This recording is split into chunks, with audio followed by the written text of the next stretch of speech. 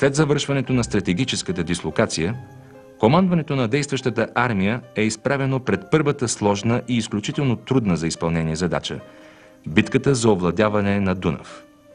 Русите не разполагат с боен флот не само на Дунав, но и в Черно море, а турците имат само на Дунав 46 бойни кораба, чието артилерийско въоръжение наброява 77 дула. Някои от турските бойни кораби монитори и корвети били бронирани. Османските флотски сили практически контролират реката по цялата фронтова линия. Дори да не успел да предотврати десант на южния бряг на Дунав, османският флот можел да прекъсне руските комуникации през реката и да изолира прехвърлените в българските земи руски сили от останалите войски в Румъния и базите за снабдяване. Планът на руското командване за овладяването на Дунав е бил да се води с три средства. Първо, поставяне на минни заграждения. Второ, разполагане на брегови батереи. Трето, чрез действията на отряд малки минни катери, прехвърлени по суша от Балтийския флот. Първите 9 брегови батереи от полеви оръдия русите разполагат още на 14-26 април край Рени, Барбуш и Браила. Те защитават минните команди, поставящи минни заграждения при първите два пункта. Загражденията са извършени само за няколко дни и с това е на връзката между Дунав и морето. На 26 април, 8 май, русите преграждат с мини главното русло на Дунав край Браила. На 29 април, 11 май, при минирането на Мачинския ръкав, турска ескадра от 4 бойни кораба се опитва да попречи на работата на руските минни команди. Бреговите батереи откриват незабавно огън. 2 снаряда попадат в барутния погреб на бронирания корвет Лютфи Джелил, който хвърква във въздуха.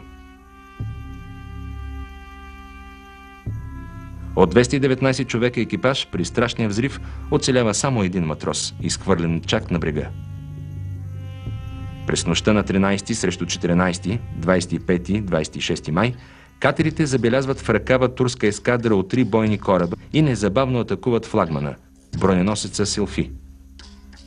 Командирът на Царевич, лейтенант Добасов, атакува първи и взривява мината си в левия борт на Силфи. Броненосецът поема много вода, получава силен крен, но се задържа на вода. Тогава лейтенант Шестаков, командир на Ксения, атакува на своя ред под бесния огън на турците, взривява мината си в Селфи, който този път потъва. Без никакви загуби, руските моряци се връщат в Браила. На 8-20 юни край Русе смела минна атака срещу турския кораб извършва и лейтенант Скридлов с катера Шутка. А на 11-23 юни катерите Шутка и Мина атакуват турски броненосец. Макар и неуспешни, тези незабавни атаки срещу всеки показал се в реката турски боен кораб разобеждават окончателно турското флотско командване да използва активно силите на флота. Далеч по-слабите по бойна мощ руски катери спечелват битката срещу турските броненосци на Дунав. Руските катери, командвани от млади, смели и амбициозни лейтенанти и мичмани, решават стратегическата задача на командването да неутрализират турския флот без особено големи загуби. В световната история няма други случаи, когато многократно по-малоброен и слаб флот от съперничещия спечелва така безапелационна победа. В някои участъци на Дунав, отрязани с мини от останалата част на реката, русите дори възобновяват корабоплаването. Най-големият успех на русите обаче е нежеланието на флота на султана да предприеме дори едно нападение върху единствената комуникация на руската армия в Румъния – 2 моста при Свищов. –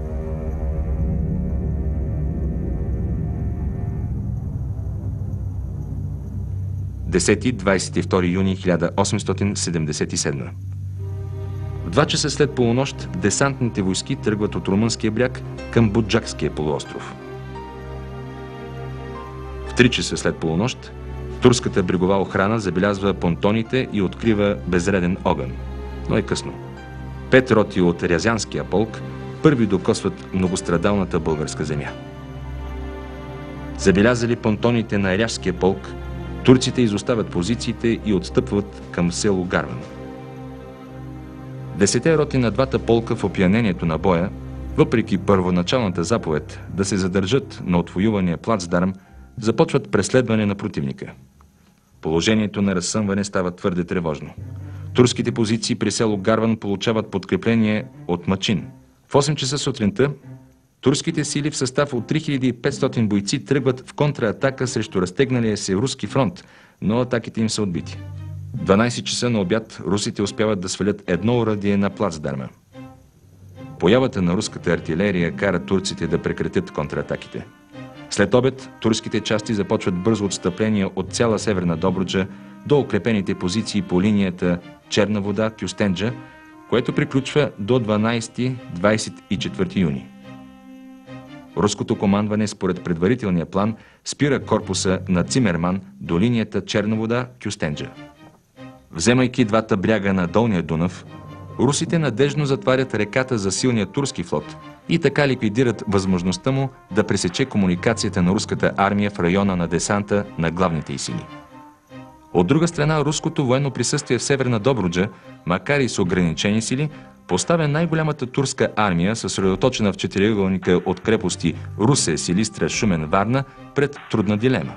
Всеки нейн опит за активни действия в западна посока срещу главните сили на русите означавал отслабване на отбраната в Добруджа и откривал възможност русите да настъпят по най-краткия път към Цариград. Път, добре познат им от военната кампания през 1828-1829 година.